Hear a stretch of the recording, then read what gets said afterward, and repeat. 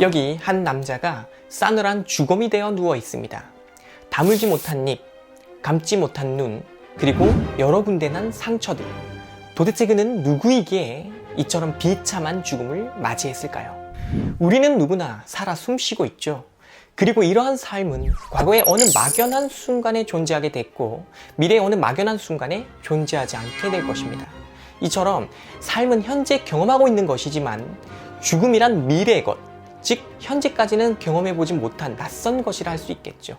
그럼에도 불구하고 이 낯선 현상이 우리를 흠칫하게 만들고 공포로 몰아넣는 것은 누구나 이 죽음으로부터 피해갈 수가 없기 때문입니다.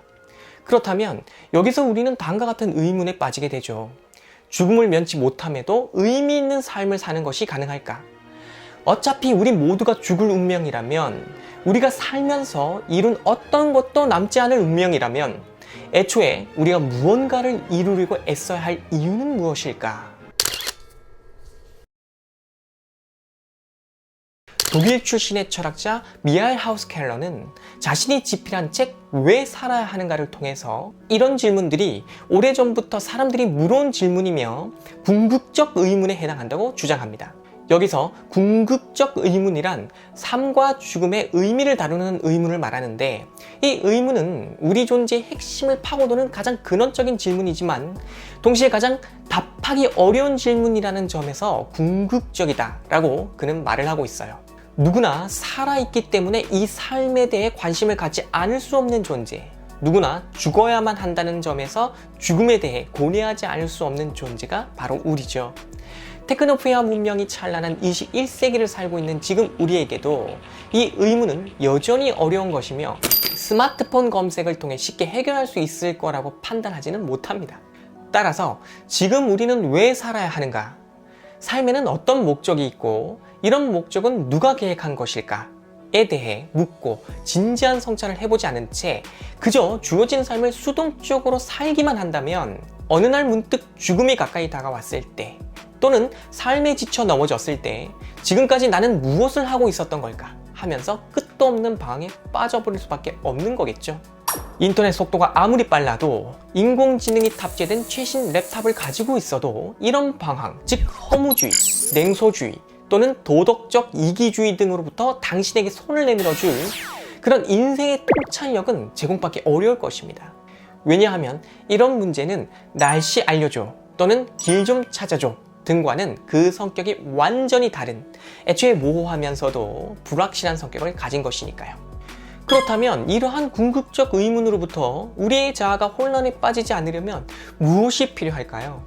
삶과 죽음이 얽혀있는 이 세계와 그 속에서 살아가는 인간에 대해 한평생을 오롯이 바쳐서 고민했던 사상가들, 그들이 이 고뇌의 과정을 통해 극도로 성숙시킨 사유의 결과로 내놓은 작품 속 통찰을 깊게 음미함으로써 나의 삶에 대한 사유를 보다 풍성하게 만드는 것, 이것이 필요하지 않을까요?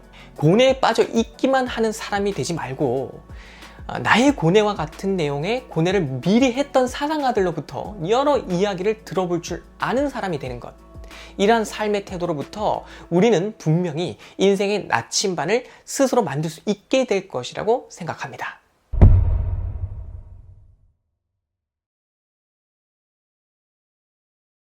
여기 지금 한 권의 책이 있습니다. 추수밭에서 출간한 이 책은 삶과 죽음이라는 문제 앞에 선 사상가 시빈의 대답이라는 부제를 가지고 있는 왜 살아야 하는가인데요.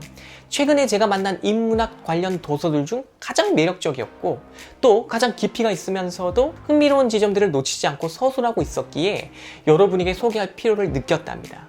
그런데 재밌게도 이 책은 앞서 설명해드린 궁극적 의문에 대해 그 어떤 답도 제공해 주지 않는다 라는 특징을 가지고 있답니다. 하지만 여러 사람들이 그 답을 찾아내기 위해 노력했으며 그 중에는 세계에서 가장 위대한 작가들과 철학자들이 포함되어 있다 라고 이 책의 저자는 말하고 있는데요. 그러면서 그는 계속해서 말하기를 이 책은 바로 이들이 기울인 노력에 관한 책이며 그들의 생각이 어떠했는지를 탐구하는 책이라고 밝히고 있답니다. 그리고 이러한 탐구를 통해서 독자들이 그들 작품의 핵심 관심사를 이해하도록 돕고 그들이 우리가 살아가는 세계가 어떤 곳인지, 그 안에서 어떤 역할을 하는지, 삶에서 정말로 중요한 것이 무엇인지 이해하는 면에서 어떤 공통점과 차이점을 보이는지 밝혀내고자 하는 것이 이 책의 기본적인 성격이라고 말을 하고 있죠. 그렇다면 왜 그는 궁극적 의문에 대해 곧바로 정답을 제시하지 않고 이렇게 시인의 사상가들이 내놓은 생각들에 초점을 맞추면서 공통점과 차이점을 밝히는 작업을 하고자 하는 걸까요? 자, 잠시 이 궁금증에 대한 답변은 이따가 듣기로 하고 우리는 지금부터 이 세계를 생각할 수 있는 세계 중 최선의 세계라고 낙관적으로 평가를 했던 근대 철학자 랄프 니츠의 견해부터 들어보기로 하겠습니다.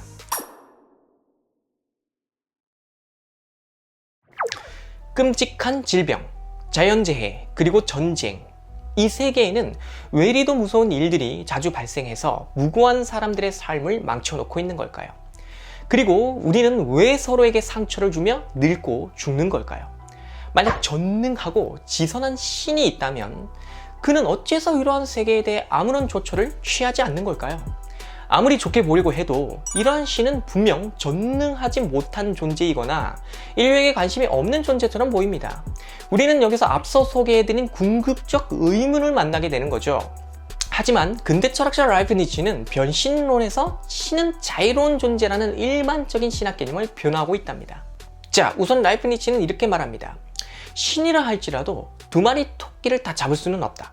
예컨대 신은 사람들이 자유의지를 가지고 있으면서도 악을 행할 능력은 없는 그런 세계를 창조하거나 두려워할 일이나 유혹당할 일이 없으면서도 사람들이 두려움이나 유혹을 극복함으로써 자신의 가치를 증명할 수 있는 그런 세계를 창조할 수는 없다라고 말이에요.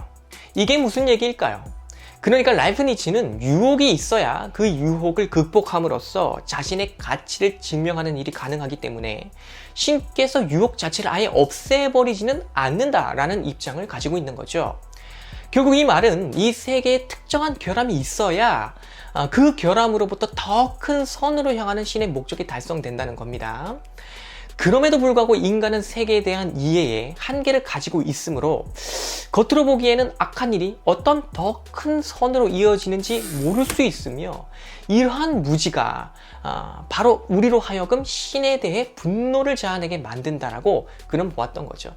그러므로 이 세상에 악이 존재한다고 해서 신이 악을 막을 수 없었다거나 막기를 원치 않았다고 하는 그런 결론을 내릴 필요는 없는 것이며 현재의 이런 세계가 신이 창조할 수 있는 모든 세계들 중 최선의 세계라고 할 수 있다는 겁니다.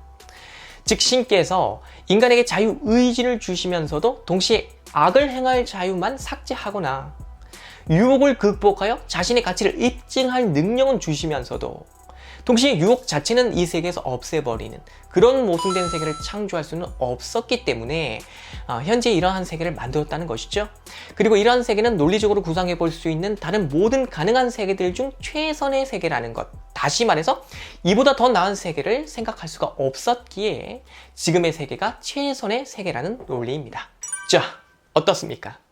이제 궁극적 의문 중 하나라고도 할 수 있는 이 세계의 불합리성, 즉 왜 악이나 죽음 같은 것이 존재하는가에 대한 의문이 말끔히 해소되셨나요? 본시 지금 소개해드린 이 내용은 왜 살아야 하는가라는 이 도서의 제1장 쇼펜하우어의 철학을 소개하기 위한 도입부에서 만나볼 수 있다고 제가 말씀을 드렸는데요. 쇼펜하우어는 랄프 니츠처럼 이 세계를 생각할 수 있는 세계 중 최선의 세계라고 하는 그런 낙관적인 태도로 바라보지 않았으며 오히려 그 반대로 생각할 수 있는 세계 중 최악의 세계로 바라보았기 때문에 이 책의 저자가 그의 철학적 세계로 우리를 안내하기 전에 이처럼 랄프 니츠의 견해를 먼저 보여줌으로써 우리의 관심의 정도를 끌어올리고 있는 것이죠. 어쨌든 지금 여기서 중요한 것은 랄프 니츠의 저 견해로부터 지금 당신이 세계의 불합리성, 왜 죽음이라는 불쾌한 것이 존재하며 왜 다치고 병드는 불합리성이 이 세계에 존재하는가에 대한 궁극적 의문을 해소할 수 있었는가 하는 것입니다. 물론 지금의 이 질문에 충분히 해소가 되었다라고 답하는 분들도 있을 수 있지만 이 책의 저자는 랄프 니츠의 저런 낙관적인 견해를 받아들이는 데는 크나큰 믿음이 필요하다라고 지적했답니다. 그러니까 신이 전능하다는 것과 지선하다는 것을 믿는 사람이 이를 전제로 해서 이 세계를 이해하고자 했을 때 그때는 저런 논리적 결과를 도출할 수도 있지만 반대로 이 세계에 존재하는 수많은 악들, 부조리한 상황들을 직접 경험하고 있는 사람에게는 이 세계가 전능하며 지선한 신에 의해 창조되었다고 추론하기가 쉽지 않다는 거죠. 특히 프랑스의 철학자 볼테르는 자신의 소설 캉디드 혹은 낙관주의를 통해서 더 큰 선, 가장 큰 선을 실현하기 위해 악이 필요하다고 주장함으로써 악의 사악함을 합리화하려 드는 이런 라이프니츠의 노력에 대해 가차없이 풍자하고 있다고 이 책의 저자는 소개하고 있답니다. 그럼에도 불구하고 여전히 사람들은 전능하며 지선한 신이 자유롭게 이 세계를 창조했을 거라는 신앙을 가지고 있으니 어떻게 해서 이게 가능한 일일까요? 이에 대해서도 이 책은 여러 답변들을 마련해 놓고 있지만 저는 특히 이 책 3장에 등장하는 작가 허먼 멜빌의 모비딕의 한 대목을 들려드리고 싶답니다. 신앙은 자칼과 같아서 무덤 사이에서 먹이를 찾으며 죽음의 회의 속에서 가장 생명력 넘치는 희망을 모은다. 자, 신앙이란 무덤 사이에서 먹이를 찾는 자칼과 같다. 죽음에 대해 의심을 품는 그런 사람들로부터 이 신앙은 가장 생명력 넘치는 희망을 모으고 있다. 라고 하는 저 표현 어떻습니까? 그러니까 신앙이란 결국 죽음을 두려워하고 그것을 강하게 의식하고 있는 나약한 인간이 바로 이 죽음에 대한 생각을 견디기 힘들어하기 때문에 위안을 얻고자 믿는다는 것이죠. 물론 이러한 저 작가의 견해에 동의할 것인지 하지 않을 것인지에 대한 결정은 순전히 여러분의 몫입니다. 어쨌든 이처럼 죽음이 존재하는 이 세계를 이해하고자 하는 사상가들 사이에서도 그 입장이 서로 다르며 따라서 서로 다른 주장을 서로 다른 방식으로 표현하고 있다라고 할 수 있겠는데요. 바로 이 지점에서 우리는 중요한 물음을 하나 던져야 합니다. 답을 구할 수 없는 질문, 즉 궁극적 의문은 애초에 던지지 말아야 하는 것인가?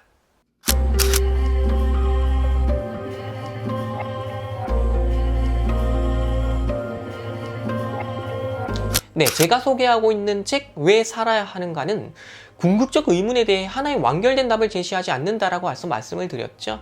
그리고 우리는 이 책이 시민의 사상가들이 들려주는 이야기를 소개하면서 서로 다른 지점과 공통점을 밝혀 보여주는 그런 작업을 하고 있다고 말씀을 드렸습니다. 따라서 저 역시도 여러분에게 제가 읽으며 느낀 점을 살려서 라이프니츠의 변신론과 허먼 멜빌의 모비딕에서 확인할 수 있는 죽음과 신앙에 대한 서로 다른 두 입장을 비교하여 보여드렸는데요. 여러분은 이러한 내용들을 통해서 곧바로 그래서 어떻게 이해하라는 거야? 라는 태도를 보여서는 안 된답니다. 왜냐하면 지금의 이런 태도는 너무나 주입식 사고방식에 갇혀 있는 것이라서 우리의 삶을 이해하는데 별 도움이 되지 않기 때문이에요. 가령 6 곱하기 7은? 과 같은 질문에는 분명 42라는 완벽히 합리적인 정답을 제시할 수가 있습니다.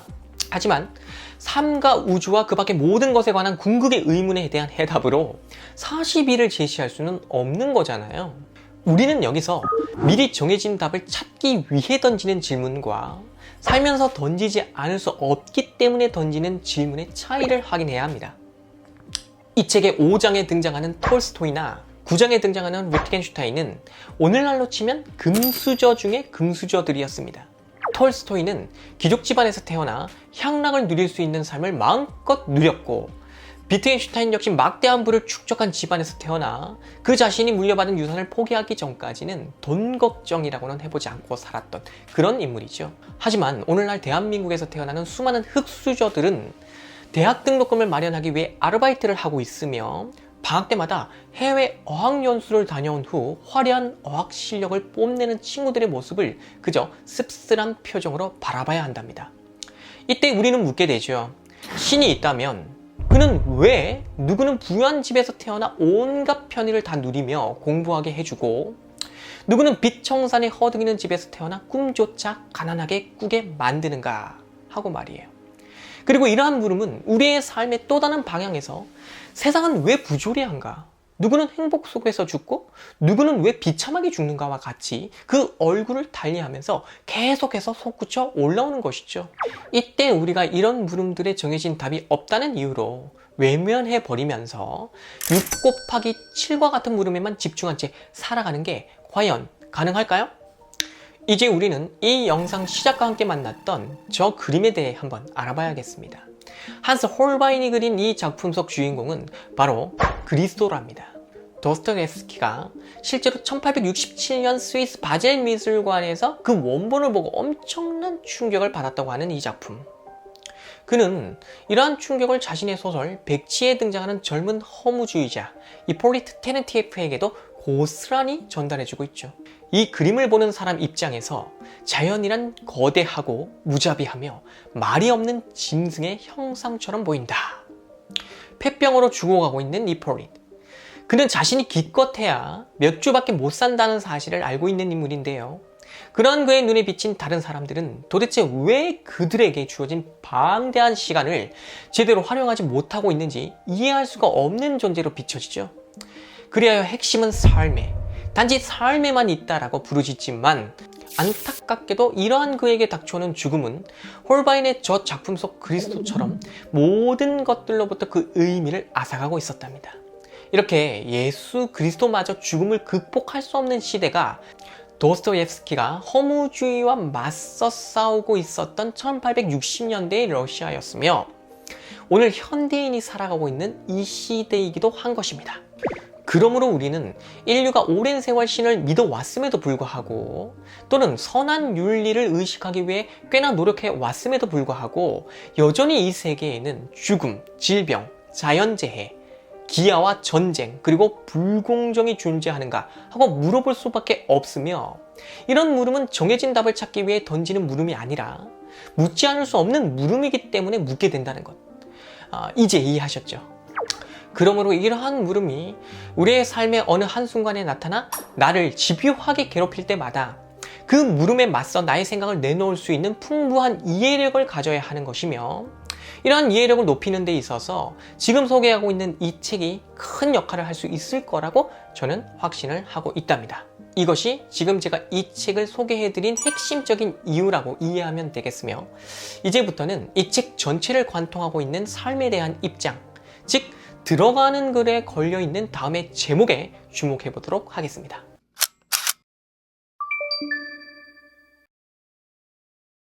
이 책이 위대한 이유가 바로 여기 있습니다. 그리고 여러분이 지금 이 책을 읽어야 하는 이유도 바로 여기에 있죠. 삶이라는 질문은 정답이 아닌 표현을 기다린다. 우리는 이 매력적인 제목 앞에서 이제 그만 어서 정답을 찾아봐 라고 했던 쥐식 태도를 버리고 차분하게 물음과 답에 대한 새로운 관점, 새로운 태도를 가져봐야 한다는 겁니다. 삶과 죽음에 대한 질문에는 한 가지 답이 정해져 있을 수 없으며 외려 그러하기에 이 질문으로부터 우리는 수많은 생각들을 정리하고 검토할 수 있는 그런 기회를 부여받을 수가 있는 것이죠. 만약 이 궁극적 물음에 한 가지 답만이 정해져 있다고 한다면 그것은 너무도 잔인한 일이 될 겁니다. 왜냐하면 만약 그 정답에 나라는 존재가 해당되지 않는다면, 그 정답에 앞으로 살아가야 할 나의 삶이 속하지 않는다면 그때는 어떻게 하시겠습니까? 그러므로 해야 하는 것과 해서는 안 되는 것에 관한 지배적인 여론, 진리처럼 떠받들고 있는 교리나 전통, 이러한 외부의 목소리는 대개 우리 내면의 목소리를 비틀고 가리기 때문에 이들로부터 자유로워질 필요가 있다고 하는 이 책의 내용에 우리가 주목해야 한다고 저는 말씀드리고 싶은데요. 레브 톨스토이 편에서 나오고 있는 이 내용의 구체적인 맥락적 의미는 여러분이 나중에 이 책을 직접 읽어보면서 확인하면 되겠으나 저는 여기서 바로 이러한 삶의 태도를 우리가 견지하고 있을 때 나와 타자의 삶, 그리고 이 세계에 대한 이해의 지평이 넓어지고 확장될 수 있을 것이라는 말씀을 드리고 싶은 거랍니다. 특정 종교가 말하는 인생의 진리 또는 사회적 권위를 가진 자가 이 생에 대해 내놓는 격언, 이런 내용을 고정불변의 정답처럼 간주하면서 그 속으로 삶의 모든 것들을 다 집어넣으려 하지 말고 그 이전에 삶에 대해 우리의 내면의 문을 열어놓는 것, 그리하여 궁극적 의문에 대한 수많은 표현들을 만나보는 것. 지금 우리에게 필요한 것은 바로 이것이라고 저는 말씀을 드리고 싶어요. 표현은 의미를 드러낼 뿐만 아니라 의미를 창조하기도 한다라고 했던 이 책의 저자 하우스 켈러의 말처럼 표현은 아주 중요한 것이랍니다. 특히 여기 이 책에서 소개하는 철학 작품들과 문학 작품들은 삶의 비극성과 희극성을 절묘하게 포착하고 반영한다는 점에서 정말이지 적절한 표현의 중요성을 잘 나타내고 있다고 볼 수 있는데요. 철학이 궁극적 의문에 대해 논증이란 방식을 사용하여 객관화시키는 그런 표현들을 주로 쏟아낸다면, 문학은 이 궁극적 의문에 해당하는 삶의 순간들을 드라마로 구성해서 나의 감정이입이 가능한 그런 주관적 사투로 만들어주는 표현들을 주로 쏟아낸답니다. 따라서 우리는 이 책에 등장하는 10명의 사상가들이 쏟아낸 심오하면서도 다양한 표현들을 접하면서 경직된 정답 또는 이것만이 정답이라고 강요하는 그런 폭력으로부터 보다 자유로워질 수 있답니다. 그리고 이들이 내놓은 답변들을 독자 여러분들은 객관이라는 이름의 시줄과 주관이라는 이름의 날줄로 엮어보면서 이 궁극적 의문에 대한 탐구의 여정을 떠날 수도 있는 거죠. 그리고 이렇게 시작된 탐구의 여정은 분명 우리가 기존에 가지고 있었던 이해의 폭을 넓혀 놓을 것이라고 저는 확신하여 말씀을 드리고 있는 거예요. 정말이지 이 세계와 죽음에 대하여 다양한 표현들을 접해보지 못한 사람에게는 그것에 대한 나의 사유가, 나의 이해가 좁고 얕아서 흑백론으로 빠져버릴 위험이 크답니다. 좀 더 쉽게 말해서 삶과 죽음에 대해서 내가 고려할 수 있는 내용의 폭을 넓고 다양하게 가지지 못하고 있으면 이것 아니면 그냥 저것이라고 하는 극단론으로 빠져버리기가 쉽다는 겁니다. 그러나 우리가 이 책을 읽다 보면 이 책 초반에서 라이프니츠의 세계, 즉 생각할 수 있는 세계 중 최선의 세계에 대한 이야기를 만나게 되며, 알베르 까미가 말하는 특정한 방향이나 목적이 없는 비합리적인 세계도 만나게 되고, 허먼 멜빌이 말하는 세계, 그러니까 한 사람이 끔찍한 죽음을 맞이할지라도 여전히 태양은 계속 빛나며 다른 이들의 삶 또한 아무렇지 않게 이어지는 그런 세계도 만나게 된답니다. 그리고 마르셀 프루스트에게 죽음의 의미는 늘 죽어가고 있는 인간의 관점에서 해석되는 것이지만, 위트겐슈타인의 전기 철학적 입장에서 본 죽음의 의미는 인간이 말할 수 있는 것이 아니므로 침묵해야 하는 것이며, 니체에게 이것은 환영해야 하는 것이었고, 키에르케고르에게 이것은 절망이라는 이름의 흔한 질병이자 진정한 자기가 되기 위한 성찰의 대상이 된다는 내용을 만나게 된답니다.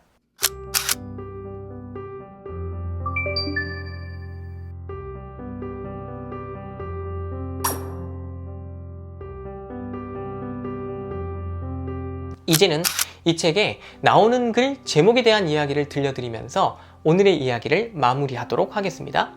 이 책 나오는 글 제목은 요약할 수 없는 음악 작품인데요. 이 책 전체는 물론 각각의 장은 마치 음악 작품과 유사하다라고 이 책의 저자는 말을 하고 있거든요. 그러면서 그는 이 책 내용의 일부가 마치 멜로디 조각처럼 독자의 마음속에 머무르기를 바란다 라고 말하면서, 만약 그렇게만 된다면 우리가 세상을 바라보는 방식과 우리의 삶을 이해하는 방식이 자신도 모르는 사이에 풍성하게 변화할지도 모르며, 어쩌면 우리가 삶을 살아가는 방식에 영향을 미칠지도 모른다 라고 말을 하고 있답니다. 분명 여러분은 이 책을 통해서 지금 저자가 말한 이런 경험을 하게 될 것이라고 저는 확신하고 있는데요. 이러한 경험이 책 읽기 이전의 당신과 책을 읽으며 깊은 생각에 빠져본 이후의 당신을 구분짓게 할 것이라고 말씀드리고 싶었답니다. 그러니 이 책 한 권을 기회가 될 때 당신의 책상 위에 펼쳐놓고 꼭 순서대로 고지식하게 읽을 필요는 없으니까 마음에 드는 사상가 한 명을 친구처럼 선택해서 인상적인 내용에 밑줄도 쳐가면서 그렇게 느리게 읽어보시기를 바란다는 말씀을 드리겠습니다. 책이란 빠르게 읽을 때 가장 재미가 없으며, 느리게 읽을 때 비로소 남보다 느리게만 가고 있는 것 같다 불안한 나의 시간 속으로 스며들어와 지금까지 보지 못했던 나의 모습을 볼 수 있도록 길을 열어준답니다. 지금까지 시청해주셔서 감사합니다.